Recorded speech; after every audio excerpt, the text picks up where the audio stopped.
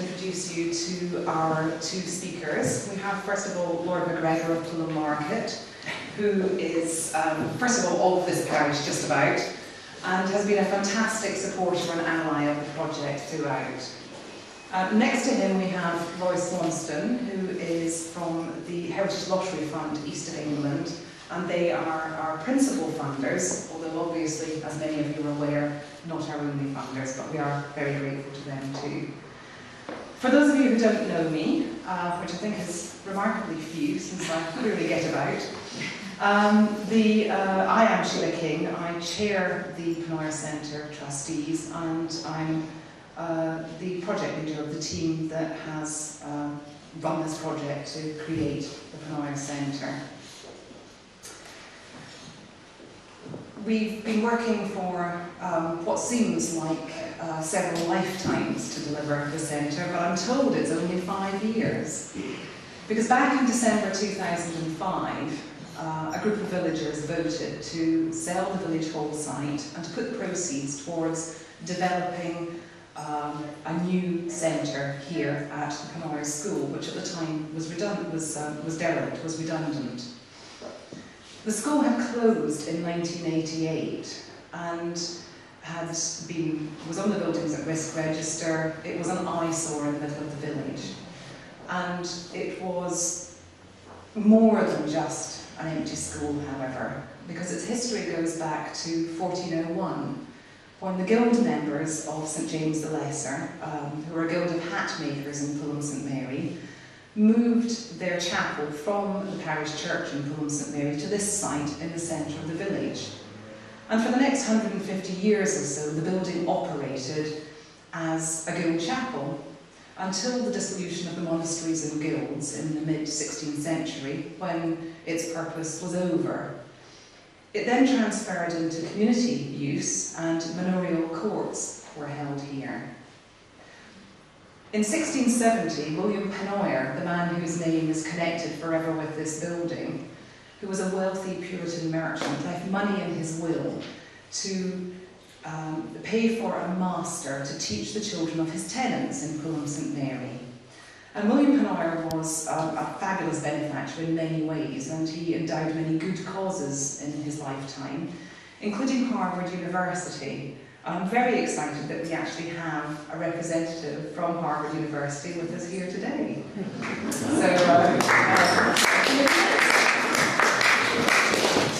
And thank you to our student advisor from UEA for bringing Harry along. Thank you, Roger. So, roll back to 1870, and the chapel is extended, and the east wall of the chapel was removed at that stage, as the school was extended by public subscription, and the Victorians added a striking modern extension for the time to the building.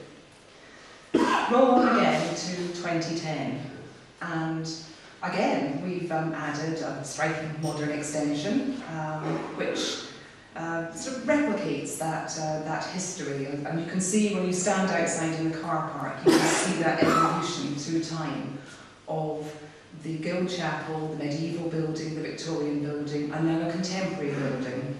And it echoes those successions of uses that this place has had in the community for the last 600 years. That succession of uses, this new life, is down very much to, first of all, our funders and donors. And some have given vast sums of money, and others have given more modest sums. But regardless of the size of the donation, every grant, every donation counts. And I can see John Fuller at the back thinking, damn it, we gave them too much. They didn't need that much. But we did, and we're very grateful. I think that what I'm trying to say is that every donation is important. Every time we secured a grant, we received a donation, the team danced with joy. It was a fantastic thing, because each donation and each grant means something in its own right. It might be the first grant that just gets the project going, or it might be something that you can use for match funding. It might be something that buys a specific item or piece of equipment. Or it might be the funding that gives that leap of faith that allows other funders to follow in their wake. So every single one of them is important, they all count, and we're very grateful to all of our funders and to our special donors for your support. And what that funding does is not only pay for the bricks and mortar necessary, but it enabled us to engage a professional design team, and in turn the construction company and the contractors and specialists necessary to turn the designs into a reality.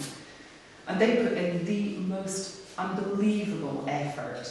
And believe me, when you're standing in mid-January, up to your knees in mud and snow, and you just realise that you're going to have to rebuild all the walls that you've just built, then that is a fabulous effort. And those efforts have delivered a building that I hope you agree it's beautiful, it's innovative, it's functional, it's flexible, and it's something to be incredibly proud of. So thank you to you all for doing that too. Now, along the way, you have to deal with planners, you have to work with advisors, you have to work with the conservation experts. And every time I have a group here, they always say, I bet the planners were a nightmare. And I have to say, do you know, we turned up at South Norfolk Council, a group of villagers, and we said, we've got a fabulous idea. You know that derelict eyesore that's been on the Buildings at Risk register for over 10 years? Well, we thought we'd turn it into a state-of-the-art venue for meetings, for education. We thought we would have an internet cafe and a cafe that's open all day. We'd celebrate the heritage of the building. So what do you think? And you know, they didn't laugh and they didn't send us on their way. They actually were supportive and constructive and creative all the way through. And I think that is the important side to remember about all those people, that they work with the community in delivering the success that we see here today. And then, of course, we have our volunteers. Boy, do we have volunteers. Pulling St Mary is a small village. It has about 300 odd households, some odder than others. And yet it is a small village. It's surrounded by other small villages, but this area is, in fact, a hotbed of talent. We have volunteers who are experts in interior design, VAT, accountancy, landscape design, marketing, PR, HR, access, interpretation, museum design. The list goes on and on, so I won't. And on top of those professional volunteers, we also have an army of other volunteers, people in this community who turn up with a shovel, a broom, a raffle prize or a cake, whatever is needed to make sure that this project goes ahead. And that support is utterly invaluable. We estimate that it would have cost us another £400,000 in cost to deliver what those people have done for this project and continue to do for this project. And you know, I suppose when I was thinking about this, I thought it's more than that, isn't it? Even if we had had the money to pay for all that volunteer support, it still wouldn't have been enough, because what our volunteers do is they don't just give their time and their skills, but they do so from the heart, and they do so because this matters to them. So to all the volunteers who continue to support this project, we'd like to say a big thank you to them too. There's a lot of talk at the moment about big society. I'm sure you've all heard about big society. It's about its aims and its ambitions and the concept of big society. Well, here's the big news.